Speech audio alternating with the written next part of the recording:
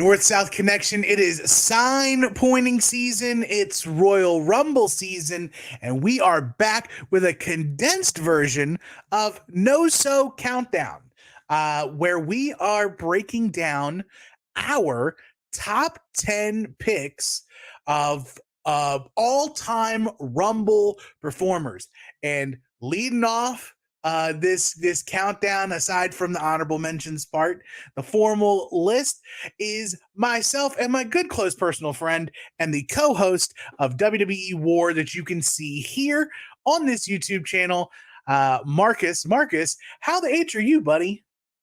I'm doing excellent, you could say. Happy to be here talking about the one and only Mr. Hitman as we kick off our top 10 Royal Rumble performers as selected by select staff and committee here at the North-South Connection. And before we get started, if you like this content, I highly encourage you to go back into the archives of the North-South Connection, the listening section, not the YouTube section, and check out Now Entering the Rumble, where Aaron and JT they do a breakdown of each Royal Rumble participant in order that they enter the Royal Rumble, and then once they get to a guy, they go through his stats year by year and go over their performances and check out a whole bunch of stats. So it's a maddening process, but they do a great job.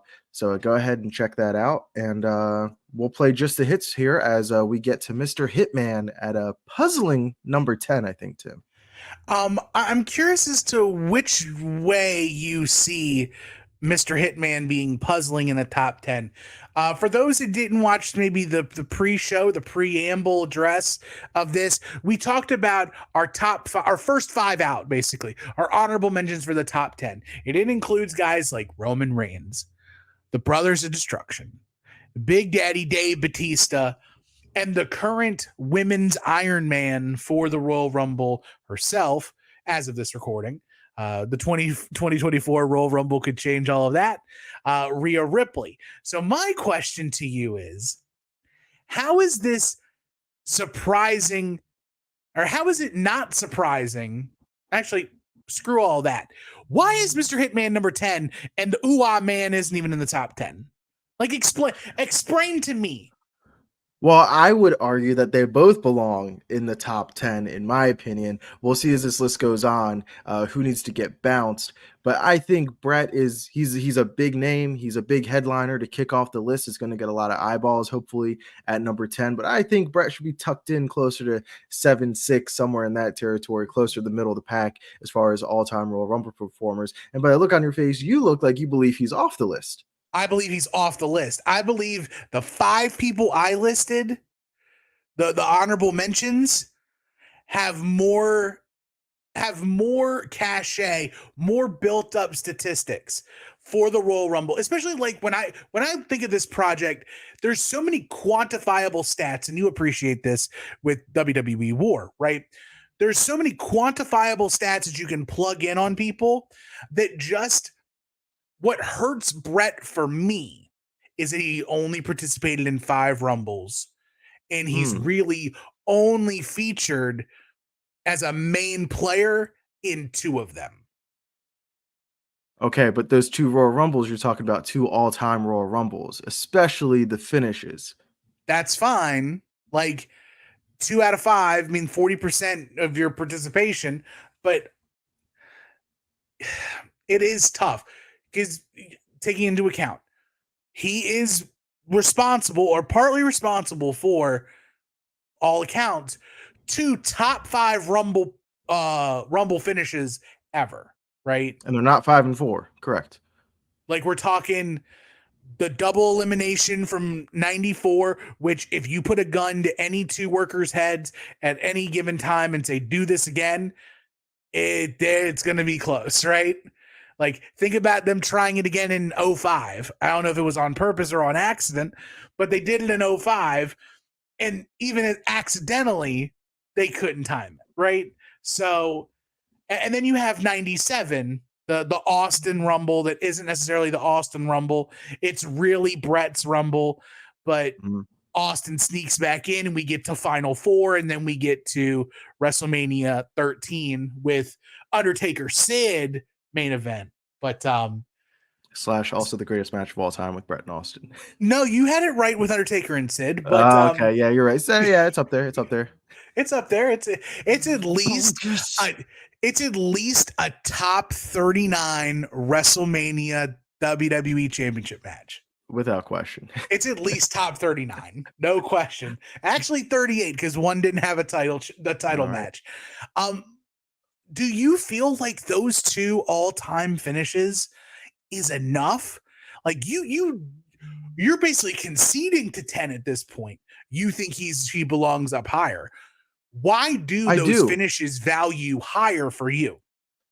Well, I think it's the quality of the finishes. It's the fact that I think 94 is pulled off absolutely flawlessly. I think 97 is also another great finish, completely out of left field that nobody saw coming. But I think with Bret, it's really a lot about the eye test, and it's a lot about he's the first guy to do a lot of things that we've come to expect in Royal Rumbles. So he is the first entrant in a Royal Rumble. Somebody had to be first. It was Bret. He's also the first Iron Man in a Royal Rumble. Had to be Bret. He's the first. This is a cool stat.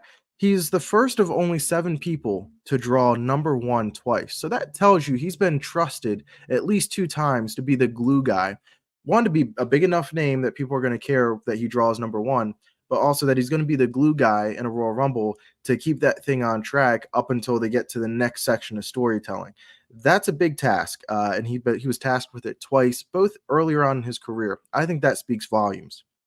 Like you said, he's only been in 5 Royal Rumble matches. He doesn't have some of the bloat, the volume. Right. Somebody might look at his volume. I look at it as bloat. He doesn't have 10, 15 Royal Rumble appearances like some other people that might stat pad a little bit. He really made each appearance count. So in those 5 Rumbles, you could say he has 1 win, but again, the eyeball test, if you were watching wrestling in 1997, you can go back and look at it on Peacock. He really won 2 Royal Rumbles. That is a 40% win rate, and not many people have that kind of hit rate in a Royal Rumble. So that's why I think Bret deserves to be up there towards 7, and not down here at 10. He's also the first guy. He's kind of like the prototype for if you're not a big powerhouse type of guy like a Batista, like a Roman Reigns, like a Brock Lesnar, like a Hulk Hogan. If you're not one of those guys, um, then you're going to be built off more like endurance and maybe you need to depend on the luck of the draw a little bit. Bret certainly had that towards the back end of his Rumble appearances, but he really staked his claim to the Royal Rumble by like being the engine and having the endurance factor and being able to pick his spots as opposed to coming in and overwhelming the competition with eliminations. Not quite Bret's style. Bret was more about knowing when to be prominent, knowing when to slide back, picking his spots, and really enduring the field of 30. Yeah, you made an excellent point while you were going off, letting you cook, homie. Bret is the first non-powerhouse winner of the Royal Rumble. Because if you go through the list before, it's Duggan, it's Stud, it's 2 Hogans, well, Ric Flair in 92. My apologies. I completely skipped that because I was like, and Yokozuna in 93. But Bret is one of the OG endurance guys. Right. And especially for other people like Greg Valentine, who've had that moniker, Rick Martel, who's had that moniker prior to Bret, and even people afterwards. It's not very often that people who have historically long runs and rumbles eventually have them pay off as like winners. Unless, of course, you're Shawn Michaels in 95 and you get to go a whopping 29 minutes in your Rumble against Mantars and Gobbledygookers and no Gookers, but Mantars and Duke Drosies. Give me a break. Hey, it's okay. So, knowing who is on the honorable mentions list, who do you think may be on our list? I know we don't get the full rundown of the lists per se, but who would you assume, based on what you saw of the honorable mentions that were listed, and who in your mind are notable Rumble performers? Who do you think Bret is better than that you think might be on our countdown? I'd say he's better than Flair.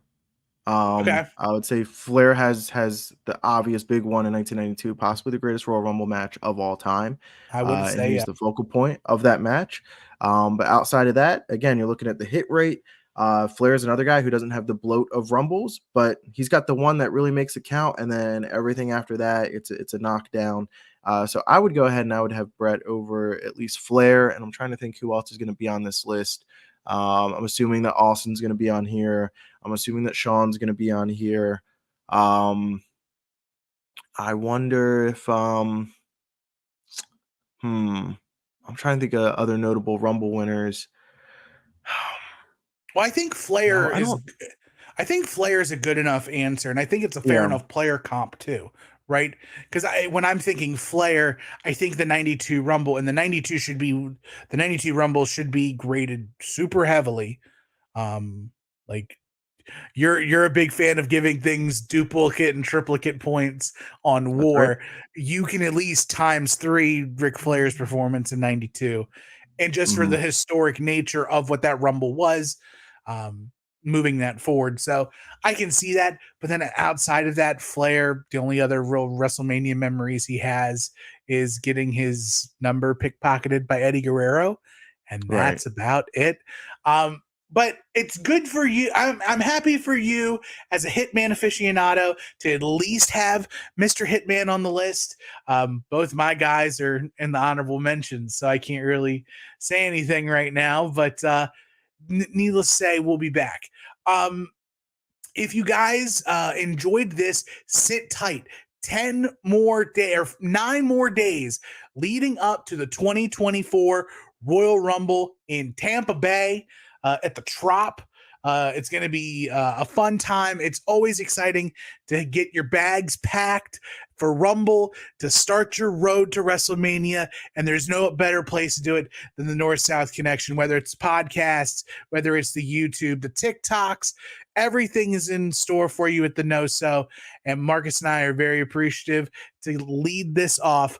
I'll be back a little later during the countdown with another familiar face to go over somebody a little later in the listing. But I think Marcus, this is your detour. I've We'll been see you. thrown over the top. Yes, sir. So we will see you back here for the next video. Be sure to like, subscribe, and share. Tell a friend, tell a friend. Let them know the NoSo is where it's at.